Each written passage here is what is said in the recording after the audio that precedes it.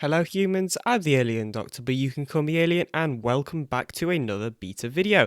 Today we're going to be looking at the latest Bedrock Edition beta, which is of course 1.16.230.56. We'll also take a look at 1.16.230.54, because that was mainly just bug fixes, which is why I haven't made a separate video for it. And we'll also be discussing the latest announcements from Mojang about the split in the update, all in this one video. Also, I'm sorry that this video is a little bit late. I know that these betas came out a while ago and the announcements, but I have been on holiday, which means I have not really been able to make any videos whilst I've been away, and obviously I couldn't really pre-record for a beta that wasn't out at the time of pre-recording. But anyway, with that all said, let's get into the latest beta.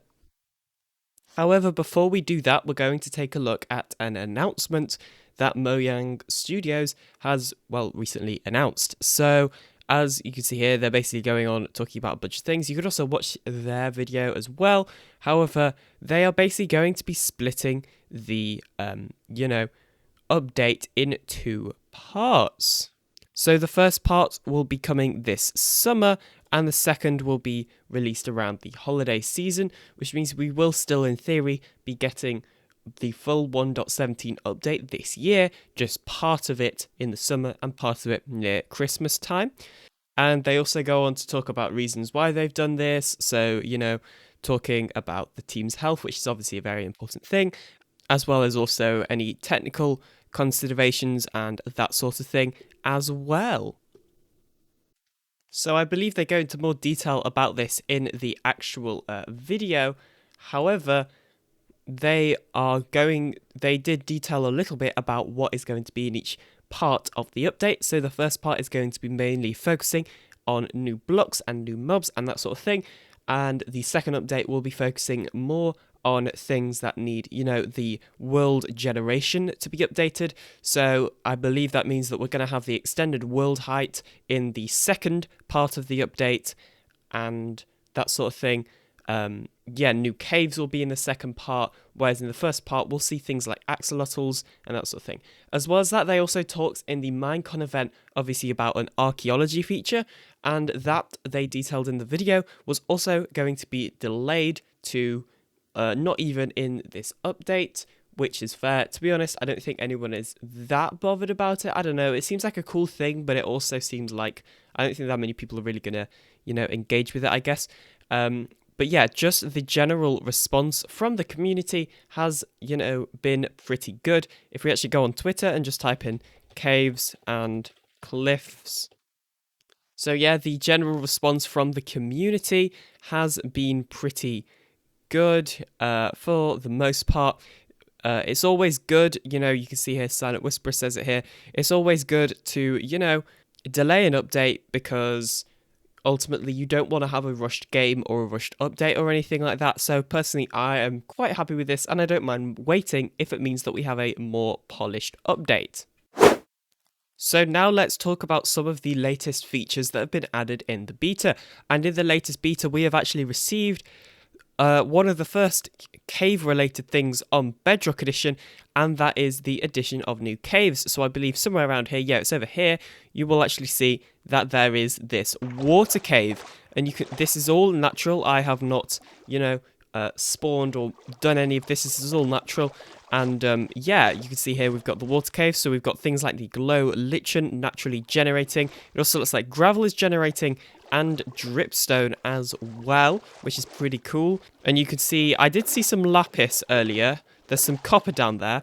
And I believe I've also seen lapis. Yeah, here we go. Lapis and some redstone when we get really low to around level 29. But yeah, these water caves, they're pretty cool. So after flying around these, water caves, it looks like the main things that will generate here is, the glow lichen, as well as the various, patch of dripstone with the obviously pointed dripstone and the actual dripstone block as well. And I have just noticed this. What's this? Okay, so... Oh, right. Well, there's just a random hole here. And then this looks like it goes into a more normal cave. I guess there's probably just something weird with the seed, or maybe, the cave generation still needs a bit of work. I'm not sure.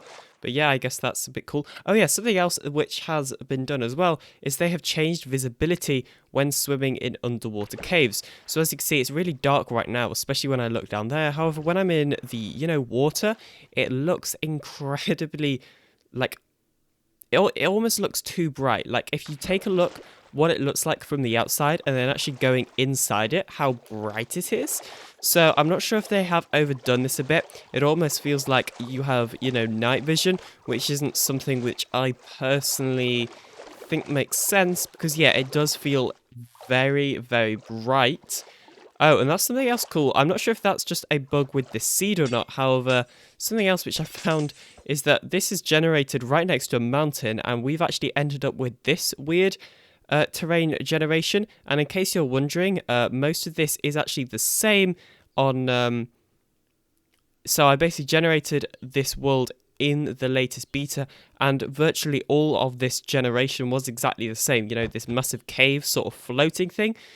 So clearly, I think the generation still needs a little bit of work, because to me, this does not look normal. And you may be saying, well, that's just because those are old chunks and these are new chunks. However, that isn't true, because I went into a completely new copy of this world in, the latest, that was created in the latest beta version, and still had this weird generation going on. So it might just be a bug with the seed, or it might actually be that the generation still does need a little bit of work, because to me, this doesn't seem quite right, especially the fact that slow? That's not the right word. Especially the fact that snow is down here. To me, that just doesn't seem right. So that was actually all of the new features in this version. However, it is obviously cave generation, which I imagine takes quite a lot of time to do. So in the actual latest beta, most of the fixes, or actually all of the fixes, are basically just, small crashes, or I guess also some big crashes as well, but they're all just fixing a bunch of crashes. So if we go ahead and take a look at the beta before this, which I didn't cover because it was extremely, simple, you can see here that the first major one, which I did actually talk about last time, was that there are now no longer those weird, sort of hidden items, or they have described it as unknown items in the creative inventory. So I'll put some footage of it on screen right now. However, there were some weird items in the creative inventory that are no longer there anymore. And yeah, that's pretty cool. However, as well as that, you could still notice that all of the textures in this version for Android and iOS devices are still incredibly broken, as you can see here. So that's kind of a shame. It would be nice if this could be fixed sometime soon, maybe. This is kind of a massive bug, and I'm surprised it's still not fixed. Because yes, in case you're wondering, as far as I'm aware, it is also still in the latest version of the game, which is kind of bad, but anyway. Another fix that has been implemented into the game is to do with the deep slate bricks, and that is they now have the correct breaking time. So you can see here I'm trying it with all of these various different pickaxes. Obviously this netherite efficiency 5 is the fastest one, and my next question is, because apparently the break time was wrong on this, so if you don't know what the break time is, it's basically how long it obviously takes to break.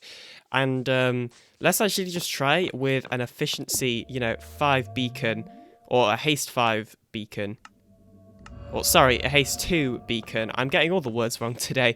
Haste 2 beacon and efficiency 5. So as you can see here, we have got haste 2. So let's try mining this. And it is pretty much insta-mine. It's not quite insta-mine, but it nearly is insta-mine, which is pretty good. I don't know what the break time was like before this, beta. However, that seems correct to me.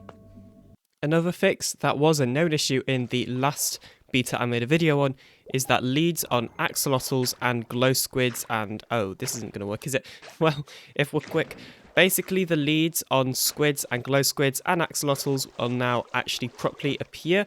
For I believe they were appearing on above their head, so the sort of hitbox was wrong, whereas now it's appealing in the correct place, and our axolotl is going to be mean to that squid. Okay, brilliant. But yeah, as you can see here, the squid and the glow squid both have the leads in the correct parts of their bodies. Speaking of known issues, there is still the known issue that axolotls and glow squids will not spawn naturally. All of these axolotls are actually been spawned in the last video, just using a, little spawn egg like this one that I have in my inventory right now. So the final bug fix that I will show in today's video is to do with powdered snow and horses wearing leather armor. So as you can see, I'm now wearing some leather boots. If I walk over the powdered snow, I can't fall in unless I crouch. And there is apparently a change with horses. So if we go ahead and summon in a horse and then, wait for it to tame. And then if I go ahead and put a saddle and a leather armor on it, then you'll notice that, okay, so maybe I'm misunderstanding the changelog. So in the changelog, it says, it's also like shaking even though it's not in powdered snow, which I don't think is meant to happen. So I might have misunderstood the changelog. Maybe it means it can't, freeze to death when it's wearing leather armor. However, I assumed that, when a horse is wearing leather armor, it basically says in the changelog that, it will no longer freeze. Now, I just assumed that meant that you could actually walk over the powdered snow like a player can when they wear leather armor. However, that doesn't seem to be the case. However, I'm assuming that if we leave it in there, it's not going to die, which it hasn't. It's definitely not taking any damage with that leather armor on. If we actually just push in another horse, then you'll see that this starts taking damage. And the other one that is wearing, leather armor is not taking damage. So I guess this bug has been fixed. I guess I just misunderstood it because I assumed that meant that you could walk over the powdered snow when a horse was wearing leather armor. However, that is, of course, as we have just found out, incorrect. So I do hope that you have enjoyed today's beta video, and I hope that you are excited to see more videos, hopefully coming soon. I know that I'm excited to make them. Feel free to subscribe and join the Alien Empire today, and join my Discord and all of that sort of jazz. I will see you in the next video, hopefully soon. Bye!